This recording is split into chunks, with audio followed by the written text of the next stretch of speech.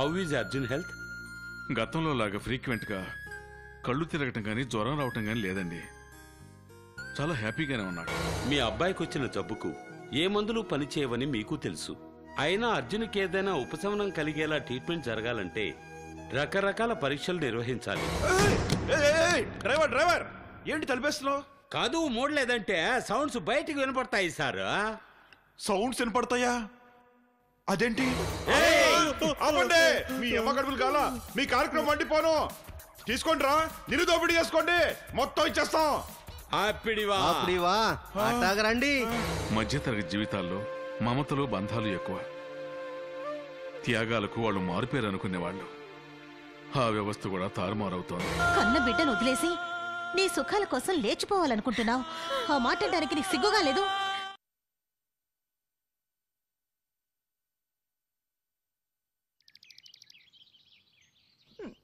పోనీ నీకు మంచి ఉద్యోగం ఇస్తాను, ఉండటానికి వస్తువులు కల్పిస్తాను, ఈ పిల్లాడికి కావలసినవన్నీ ఇస్తాను.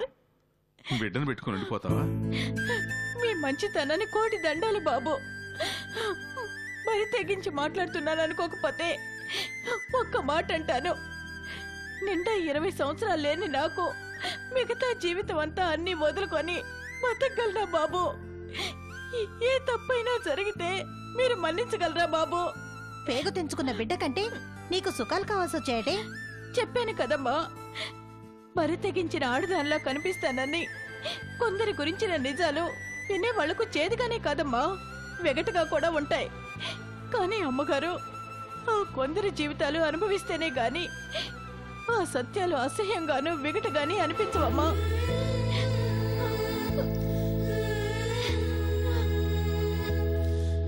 కరుణ, నువ్వు అన్న దాంట్లో సత్యాన్ని గ్రహించాను.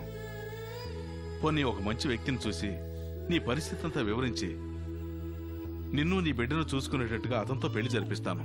నీకిష్టమేనా? పెద్దవారు, మీకు చెప్పేంత దాన్ని కాదు బాబు నేను. మీరున్న అంతస్తు నుంచి నన్ను పెళ్లి చేసుకొని నా బిడ్డను చూసుకోవాలని అడిగితే ఒక్కరేమిటి బాబు, 100 మంది క్యూలో నుంచుంటారు. అది నా మీద అభిమానంతోనో జాలితోనో ప్రేమతోనో కాదు బాబు, మీ మీద గౌరవంతో భయంతో. చూడండి బాబు, గుర్రాన్ని నీటిదాకా తీసుకెళ్ళడం మీకు చాలా సులువు బాబు. దాహం లేని దాని చేత నీళ్లు తాగించడం చాలా కష్టం. ఆ బొంబాయి మనిషి మీద అంత నమ్మకం ఏమిటి? ఓ ఇల్లాలుగా నా భర్తను బ్రతికించుకోవడానికి నేను పడే తపనకు ఓ ఇంటి ఇల్లాలకి అతను సాయం చేశాడు. అప్పుడు అతను కోరుకున్నది నన్ను కాదు బాబు, నా భర్త ప్రాణాన్ని. ఆయన పోయారని తెలిసిన తర్వాత నాకు తోడుగా ఉండాలనుకున్నాడు. కారణం ఏదైనా కావచ్చు, కానీ అతనిలో అంతో ఇంతో మానవత్వం ఉంది. అందుకే నేను అతనితో వెళ్ళిపోవాలనుకున్నాను. బిడ్డను రోడ్డు మీద వదిలేసి చాటుగా గమనిస్తున్నావంటే మీలాంటి మంచి మహారాజులు దొరికితే వాడి జీవితం బాగుపడుతుందని ఎదురు చూస్తున్నాను బాబు. మేం మాత్రం ఒక అనాథను మా ఇంట్లో పెంచుతామని నువ్వెలా అనుకుంటున్నావు? పరాయి బిడ్డని మీ బిడ్డలా పెంచుతారని అనుకోలేదయ్యా. కానీ మీలాంటి వాళ్ళు తలుచుకుంటే వాణ్ణి ఏదైనా మంచి అనాథాశ్రమంలో చేర్చగలరు. నాపోటి వాళ్ల మాట అక్కడెవరూ వినరు కదా బాబు. నీ బిడ్డని అనాథాశ్రమంలో జాయిన్ చేయమంటావా? అవునమ్మా, ఆ ఒక్క సాయం చేయండి చాలు. జన్మ జన్మలకి మీకు రుణపడి ఉంటానమ్మా.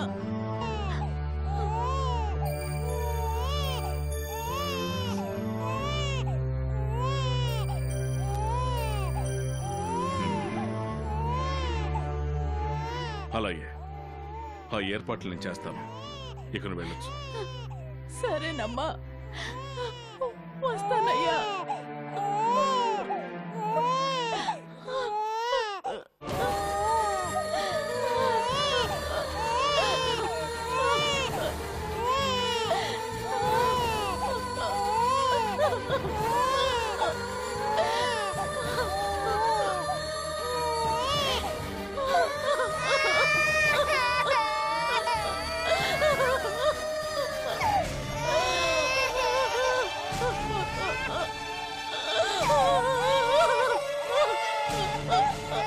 చూడండి, ఈ బిడ్డను గురించేనా ఆలోచిస్తున్నారు?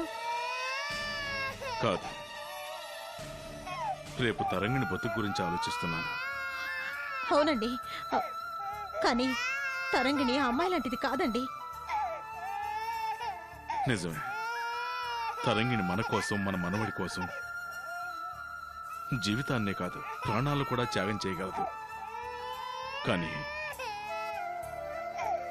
తరంగిణి కూడా చిన్న వయసులో ఉన్న అమ్మాయే కదా. అంత మాత్రానా ఆ కరుణలాగా మనల్ని బిడ్డని వదిలేసి వెళ్ళిపోతుంది అనుకుంటున్నారా? వెళ్ళదు కవిత. అలాంటి ఆలోచన కూడా తరంగిణికి రాదు. కానీ తన కళ్ళ ముందే తన ఈడువాళ్ళు హాయిగా కాపురాలు చేసుకుంటుంటే తరంగిణి తన వయసుని మనసుని మర్చిపోగలదా? మీకు జయించగలదా? అలాంటి ఆలోచనే రాకూడదండి. తరంగిణి నీతికి నియమాలకి ప్రతిబింబం అండి. అవును కవిత, మన స్వార్థం కోసం తరంగిణి ఎండిన మోడులా జీవితాన్ని కొనసాగించాల్సి వస్తుంది. అంటే అర్జున్ పోతే తరంగిణికి మళ్ళీ పెళ్లి చేద్దాం అనుకుంటున్నారా? అని మనం అనుకున్నా తరంగిణి ఒప్పుకోదు కవిత.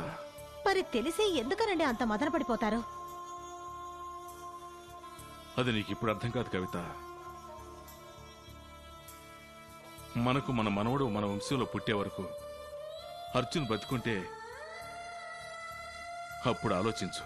నా బాధ ఏంటో నీకు అర్థమవుతుంది.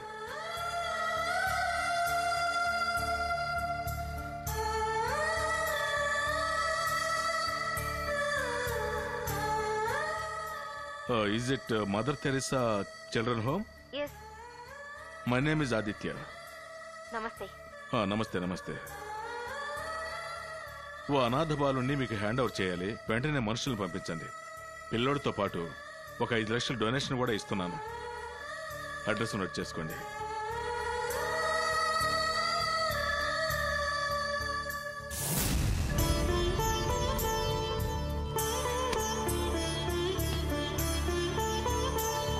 జానకి,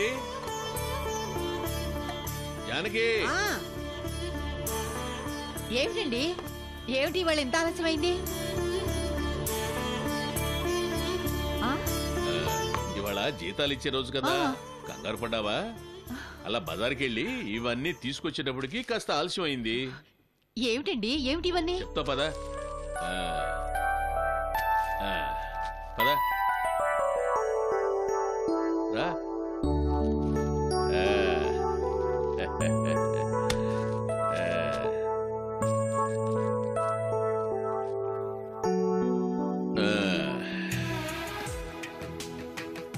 ఇది డ్రమ్ము, ఇది కారు, ఇది గొబ్బలి కారు, ఇది గిటారు, ఇది రైలు, ఇది డక్కు, ఇది బొమ్మ.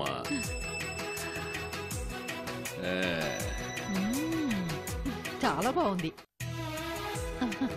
ఇప్పుడు చూడు, ఇది వెండి ఉగ్గిన్న, ఇది అన్నప్రాసనకి వెండి గిన్నె, ఇది వెండి స్పూను.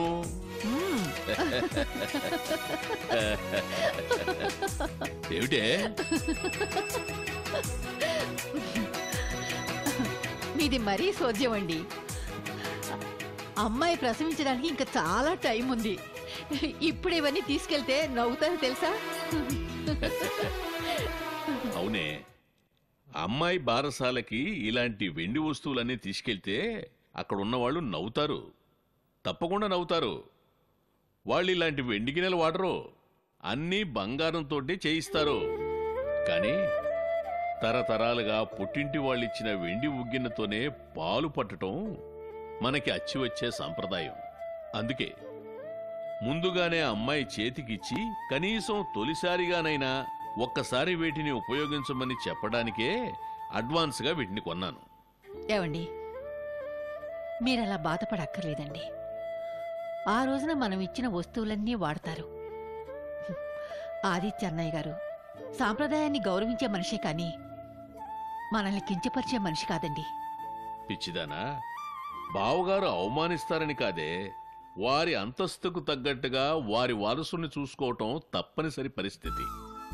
అంతస్తు, హోదా అనే రెండు ఎంత గొప్ప మనసునైనా బంధించే బంగారు పంజరాలే. అందుకే ముందు జాగ్రత్త పడ్డాను. సర్లేండి, అలాగే తీసుకెళ్ళి అమ్మాయికి ఇద్దాం. ఆమ్, మరి అమ్మాయి దగ్గరికి వెళ్తున్నాం కదా, ఓ 10 కిలోల స్వీట్స్, పళ్ళు, ఓ మంచి పట్టు చీర ఇవన్నీ తీసుకువెళ్తే బాగుంటుంది కదండి. వాటికి అరేంజ్ చేశానే పిచ్చిదానా. కాకపోతే పట్టు చీరలు ఇంతగా పెరిగిపోయాయని నేను గుర్తించలేదు. ఎంతలో ఉన్నాయేమిటండి? ఓ మోస్తరు చీర కొనాలన్నా 5,000కి తక్కువ లేదు. బో, మరి పసుపు కుంకాల్లోకి చీర లేకపోతే ఎలాగండి? కంగారు పడకే, మన సత్యబాబు లేడు, వాడు కంచి పట్టు చీరల షాపులో మేనేజర్గా చేస్తున్నాడు కదా. ఓ చీర ఇన్స్టాల్మెంట్ మీద తీసుకొస్తానన్నాళ్లే. రాత్రికి ఇంటికి వచ్చేటప్పుడు ఇచ్చి వెళ్తానన్నాడు. ఇక పళ్ళు, స్వీట్స్ అమ్మాయి ఇంటికి వెళ్ళేటప్పుడు దారిలో కొనుక్కెళ్దాం. అలాగేలేండి. కాకపోతే ఏమిటే నానుస్తున్నావు? మరేం లేదండి, 10 కిలోల స్వీట్స్, పళ్ళు అంటే కనీసం 1000 రూపాయలైనా ఖర్చు అవుతుంది కదండి. ఓ అదే నీ భయం. ఇదిగో ఇంకా 2,000 ఉన్నాయి. నీ ఇష్టం వచ్చిన స్వీట్స్, పళ్ళు కొనేయి. జీతమంతా దీనికి అయిపోతే మరి ఇంటి ఖర్చులకండి. పిచ్చిదానా, ఆ దేవుడే అన్నీ చూసుకుంటాడే. ఈ నెలలో మాకు రావాల్సిన బోనస్ అది కూడా ఇస్తున్నారు. కాబట్టి భయపడకు. పోన్లేండి, చల్లటి వార్త చెప్పారు. సరే పదండి, స్నానం చేద్దురు గాని. అవునే, నీకంత తొందరే. అమ్మాయికి ఆడపిల్లే పుడుతుందంటావా? నాకైతే ఆడపిల్ల పుడుతుంది అనిపిస్తుందండి. నీ బొంద, ఎలా చెప్పగలవేంటి? నిండా 2 నెలలు కూడా కాలేదు, అప్పుడు ఎలా చెప్తావు? భలేవారండి, మగవాళ్ళు మీకేం తెలుసు? అమ్మాయి కళ్ళు కాస్త ఉబ్బినట్టు లేవు? నిజమే, ఉన్నాయి. బొగ్గలు కొంచెం పొంకారించినట్టుగా లేవు? అలాగే ఉన్నాయి. అది కడుపులో ఆడపిల్ల పెరుగుతుంటే అలాగే ఉంటారండి నీళ్లు వస్తున్న వాళ్ళు. ఓహో, కడుపులో ఉన్నది ఆడపిల్లో మగపిల్లాడో తెలుసుకోవటానికి ఇన్ని చిట్కాలున్నాయన్నమాట. అవునండి, 100కి 100 పాళ్ళు అలాగే జరుగుతుంటుంది. మరి పుట్టబోయే బిడ్డ ఆడో మగో తెలుసుకోవటానికి స్కానింగ్లు, చట్టుబండలు ఎందుకే? అదే అబ్బా, ఏమిటండి మీరు, నాకు ఆకలేస్తుంది, లేవండి. అవును, ఊర్లేం చేశావు? ఆనపకాయ పులుసు, బెండకాయ వేపుడు. ఏమిటో ఈ పులుసులతో గ్యాస్ ప్రాబ్లం పెరుగుతుంది. పోనీ తినడం మానేయండి. తినకుండా ఎట్లాగే? అయితే తినండి. పదండి, మీరు వెళ్ళి స్నానం చేస్తండి, ఈరోజు సర్దుతాను. ఇదిగోండి, ఇది అలాగే బీరువాలో పెట్టండి.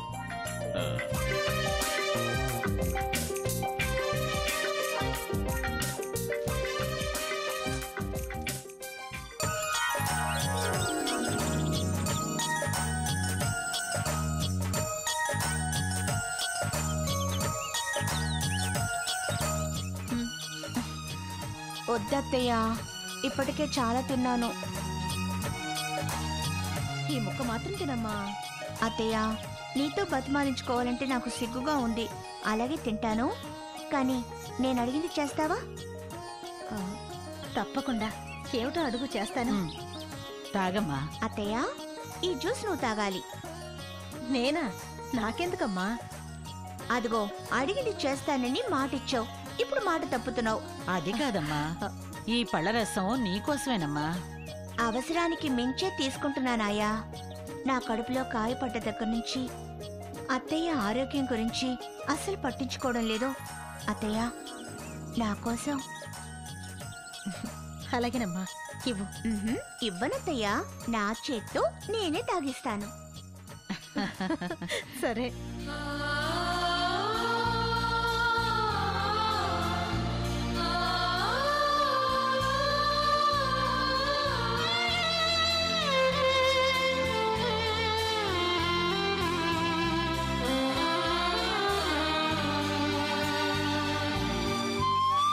ఇంకా కొంచెమే ఉండత్తయ్యా.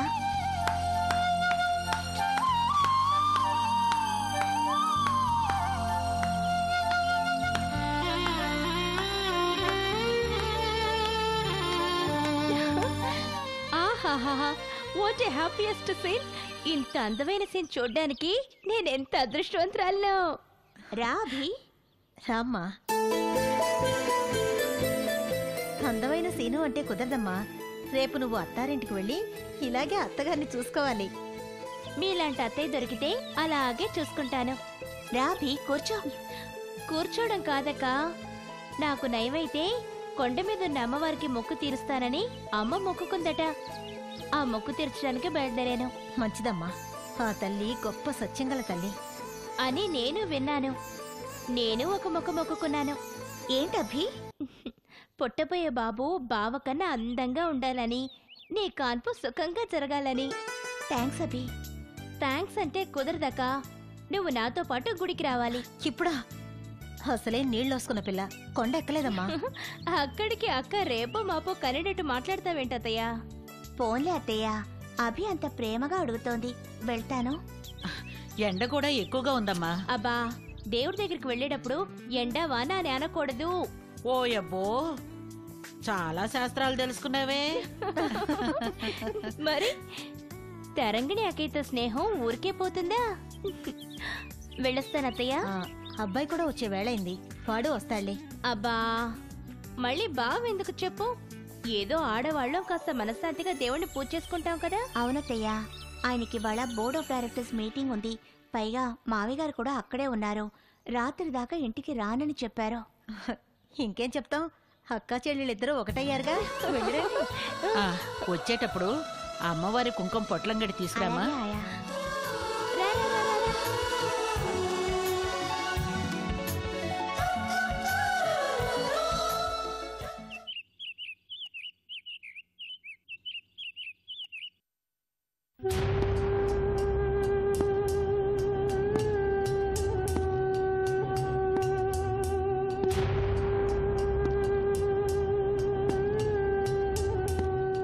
అక్క, బావ వస్తున్నాడు.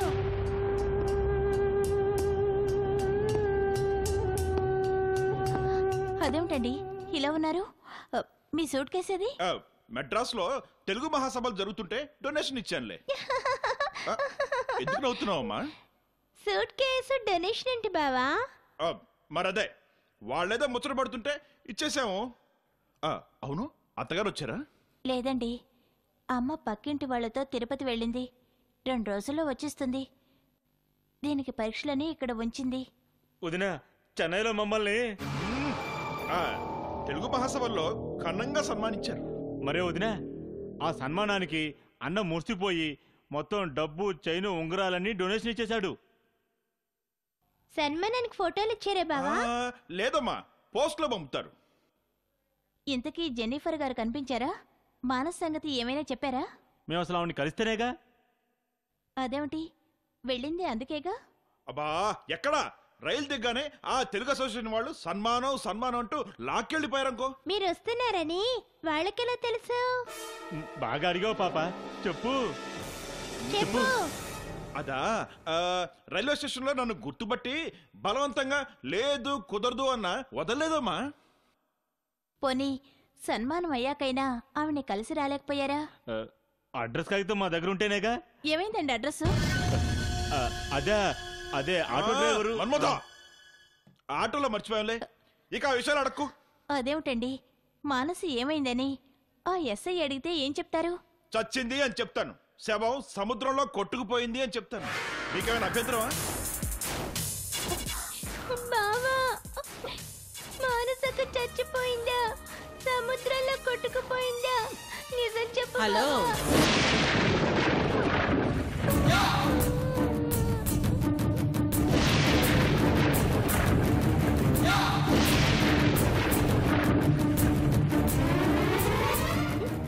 మానస సముద్రంలో కొట్టుకుపోయిందా? అవునండి, ఇప్పుడే బావ చెప్తున్నాడు. రామ రామ రామ, కోపంలో ఏదో వాగితే అది నిజమవుతుందా? ఓకే, 2 రోజులు ఊళ్ళో లేవు, ఎక్కడికెళ్ళావు? ఇంకెక్కడికి వెళ్తాం తల్లి, ఆ మానస్ కోసం మెడ్రాస్ పోయాను. మద్రాసులో దాచావా మానసని? నా పిండా కూడామా, అక్కడ జెన్నిఫర్ ఉందంటే ఆవిడకి మానస వివరాలు ఏమన్నా తెలిసేమో కనుక్కుందామని వెళ్ళాను. గుడ్. జెన్నిఫర్ గారు ఏం చెప్పారు? మేము జెన్నిఫర్నే కలవలేదు. వాట్? జెన్నిఫర్ కోసం వెళ్ళి ఆవిడ్ని కలవలేదా? నిజంగానే కలవలేదంట ఆంటీ. బావకు అక్కడ సన్మానం చేశారట, అందుకే కలవలేదు. వాట్? నీకు సన్మానమా? ఎవరు చేసింది? మద్రాస్ తెలుగు అసోసియేషన్ వాళ్ళు. మద్రాసు తెలుగు అసోసియేషన్ వాళ్ళు నీకు సన్మానం చేశారా? ఎక్కడ చేశారు? అదేదో నాకు ప్లేస్ గుర్తులేదు, వాళ్ళే తీసుకెళ్లారు. నేను చెప్తాగా.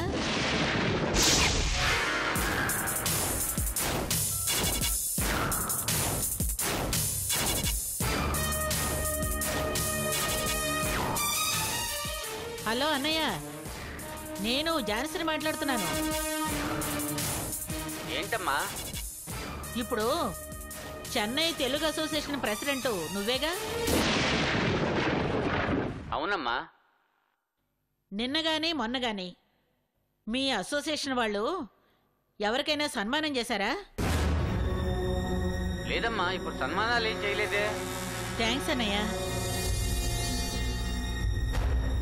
విన్నావుగా? విన్నాను. మరి సన్మానం అని అబద్ధం ఎందుకు చెప్పావు? ముద్దకృష్ణ, మద్రాసు ఎందుకు వెళ్ళావు? మానసని మద్రాసులో ఎక్కడ పెట్టావు? నిజంగానే ఆయన జెన్నిఫర్ని కలవడానికి వెళ్ళారండి. అక్కడికి వెళ్ళాక ఏం జరిగిందో తెలియడం లేదు. చెప్పారుగా అక్క, సన్మానం చేశారని. నీకక్కడ సన్మానం జరగలేదని నీ కళ్ళ ముందే రుజువు చేశాను. నువ్వు నిజం చెప్పకపోతే ఆ సన్మానం నేనే చేయవలసి వస్తుంది. రెడీయేనా? అక్క అక్క అక్క, మళ్ళీ బావకి సన్మానం అంట. నువ్వు నోరు మీవే. చెప్పు, మద్రాసులో నిజంగా ఏం జరిగింది చెప్పు. చెప్తాను. మళ్ళీ శుక్రవారానికి నేను వస్తాను. మానసును చూపించాలి. తరంగిణి విషయంలో నేను కొంచెం ఎక్కువగా ప్రవర్తించడంలో నా ఉద్దేశం వేరండి. ఏమిటది?